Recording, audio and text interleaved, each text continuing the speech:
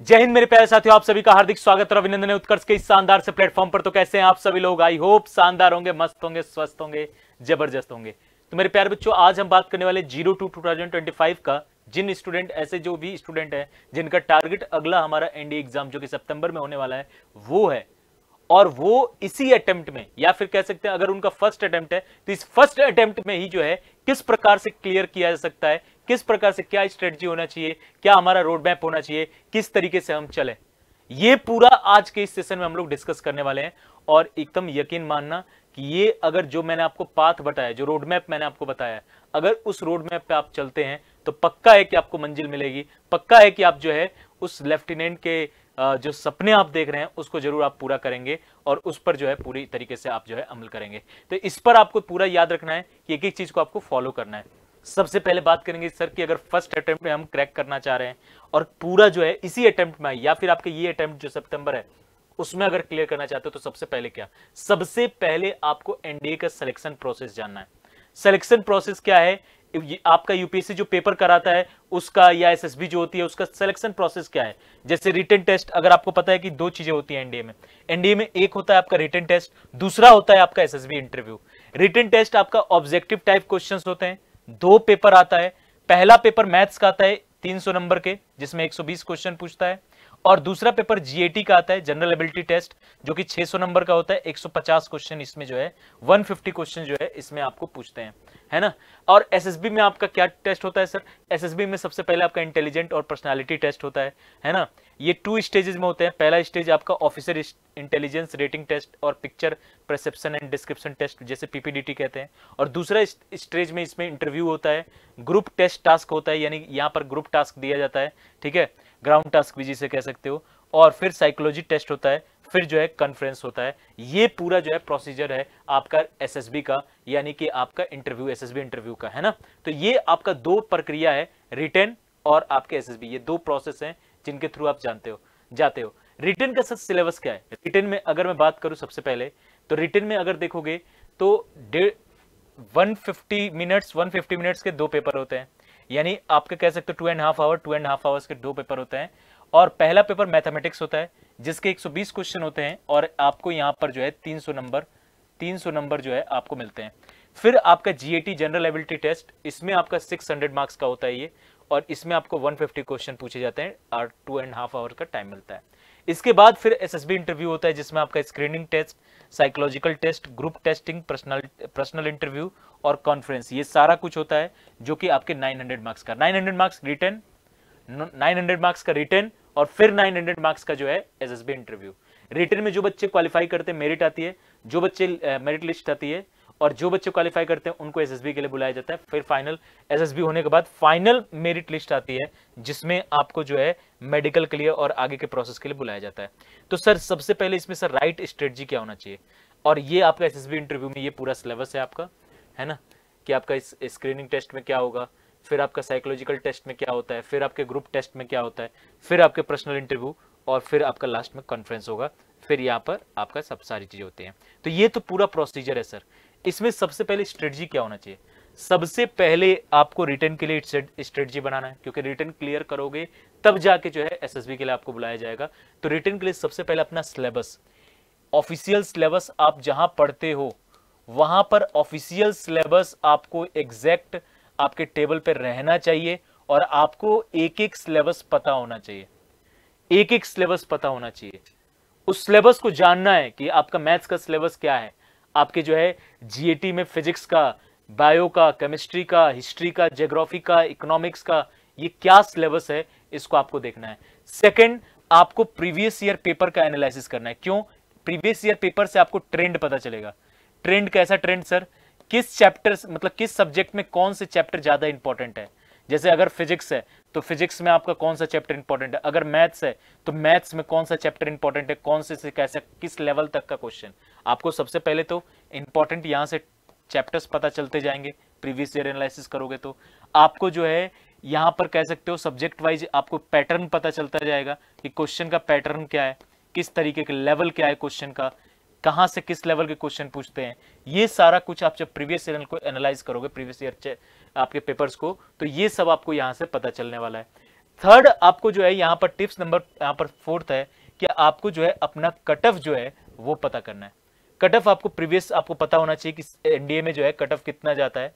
और अगर जनरली मैं बोलूं तो मैक्स टू मैक्स अगर देखोगे तो 350 360 मैक्स रहता है ये कट ऑफ रिटन के अंदर, ठीक है। 900 मार्क्स में से 350 टू 360 मैक्स है। जैसे पिछली बार अगर देखो 293 ही गया था, इससे पहले इससे कम ही जाता है 305, फिर 293, 310, 320 मैक्स ये कट ऑफ रहते हैं। ये मैंने बहुत ज्यादा बता दिया है जो बहुत पहले जाया करता था, है ना। तो ये आपका ये है। अगर मैं बात करूं उसके बाद आपका कट ऑफ आपको पता होना चाहिए ताकि आपको किस मंजिल तक पहुंचना है, किसको पार करना है, ये तो हमें पता ही होना चाहिए। और सेक्शन वाइज कट ऑफ बनता है तो आप उसको भी ध्यान में रखना कि 25% ईच सेक्शन, यानी पेपर 1 में भी 25%, पेपर 2 में भी 25% आपको लाना ही है, ठीक है। जस्ट इसके बाद आपको अपना एक स्टडी शेड्यूल बनाना है। और स्टडी शेड्यूल बहुत हार्ड भी ना हो लेकिन रेगुलरिटी वाला हो, रेगुलर रखे आपको एक डिसिप्लिन के साथ जो है अपनी स्टडी शेड्यूल को फॉलो करना है। एक एक चीज को जो है इसमें मेहनत से आपको जो है फॉलो करना है। इसके बाद आपको ना टाइम मैनेजमेंट करना है। जैसे सर क्लासेस का टाइम किस प्रकार से होगा, जैसे आप क्लासेस से जुड़ रहे हो तो क्लासेस का टाइम प्लस आपके खुद के सेल्फ स्टडी का टाइम, है ना, सेल्फ स्टडी का टाइम। इसके बाद आप सेक्शन वाइज बांट दो कि अभी जो है ना मैं चैप्टर वाइज पढ़ना हो, इतने से इतने डेट तक मुझे चैप्टर वाइज कंप्लीट करना है। फिर उसके बाद मॉक के लिए टाइम, लास्ट के 1-2 मंथ में, लास्ट के 1-2 महीने में मॉक के लिए अपना टाइम, ये पूरा एक तरह से कह सकते हो टाइम मैनेजमेंट पूरा इसके लिए बनाओ। और साथ में स्टडी शेड्यूल, ये दोनों मिक्स होने चाहिए, ये दोनों एक दूसरे से जो है ना को रिलेट होने चाहिए। और इस तरीके से पूरा एकदम एक ऑफिसर लाइक जो है ना शेड्यूल बनाओ और ऑफिसर की तरह एक एक शेड्यूल को फॉलो करो। ये बहुत मस्ट है, इस बात को याद रखिएगा। और उसके बाद आपको जानना है सबसे पहले, ये सब तो आप कर ही रहे हो और साथ साथ में इसमें आपको बेस्ट सोर्स की जरूरत पड़ेगी। जैसे आपके कोचिंग्स जो बेस्ट है, जो आपके टीचर्स, आपके बुक्स आपकी, ये सब बहुत जरूरी है यूपीएससी एनडीए एग्जाम को क्लियर करने के लिए। इस बात को याद रखिएगा। सर उत्कर्ष कुछ हमारे लिए कर रहा है क्या? बिल्कुल हाँ कर रहा है बच्चा। कल से यानी 19 अप्रैल से कहूं मैं तो 19 अप्रैल से आपका जो है एनडीए फाउंडेशन बैच स्टार्ट हो रहा है, जो कि अगले अप्रैल वाले एग्जाम का टारगेट है। और इसमें जो बच्चे 10th में हो, 11th में हो, जो अभी से तैयारी करना है, अभी से मेहनत, क्योंकि अभी एक एनडीए जो है अच्छा खासा प्रोसेस लेता है, तो आपको पूरा मेहनत जो है यहाँ पर हम कराने वाले हैं। ये फाउंडेशन बैच में पूरी 1 ईयर्स तक आपको तैयार करेंगे, तगड़े तरीके से एक एक सब्जेक्ट पढ़ाएंगे और जबरदस्त तरीके से आपकी तैयारी यहाँ पर कराएंगे। साथ में एनडीए की टारगेट बैच हमारी स्टार्ट हो चुकी है, इस पर भी अभी इन दोनों बैचेस पर आपको 15% का ऑफ भी मिल रहा है अगर आप अब हमारे ऑफलाइन में आएंगे तो। अगर ऑनलाइन जुड़ना चाहते हैं तो आपको उत्कर्ष ऐप डाउनलोड करना पड़ेगा और उसमें अगर ये कूपन कोड आप इस्तेमाल करोगे तो आपको फ्लैट 15% का डिस्काउंट भी मिलने वाला है, वो एनडीए टारगेट हो या एनडीए फाउंडेशन बैच को। अगर एयरफोर्स के लिए भी तैयारी करना चाहते हो तो हमारी ऑफलाइन बैचेज आ चुके हैं। अब सर इस ऑफलाइन बैचेज में खासियत क्या है? सबसे पहले आपको एक तो बेस्ट आपका कोचिंग उत्कर्ष मतलब विश्वास है पूरा। आप अगर इस समय पूरे नॉर्थ इंडिया में देखोगे तो उत्कर्ष का एक अलग ही जो है पहचान है।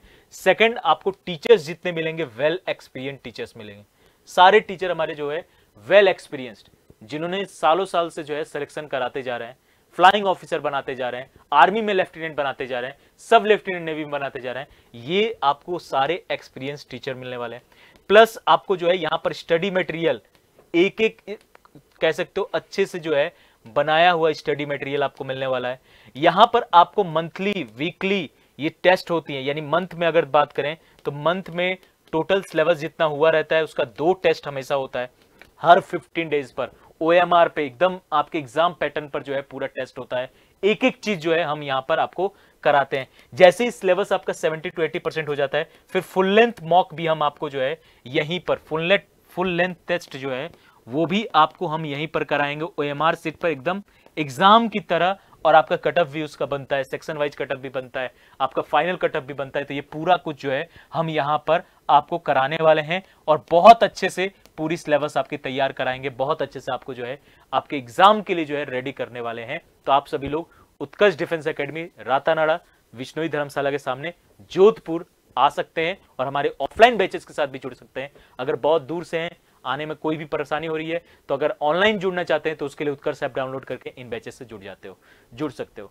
हाँ याद रखना अभी से ही अपने इंग्लिश पर भी आपको वर्क करना है, क्योंकि ये जितने भी आपको दिख रहे हैं ना जैसे आपका पीपीडीटी करना है या फिर verbal and non verbal test देना है या और भी जितनी चीजें यहाँ पर इंटरव्यू वगैरह जो भी हो रहा है, तो जो भी आपको दिख रहा है, ग्रुप डिस्कशन हुआ, तो इसमें लैंग्वेज इंग्लिश रहता है, तो थोड़ा सा उस पर पहले से ही कमांड रखनी है।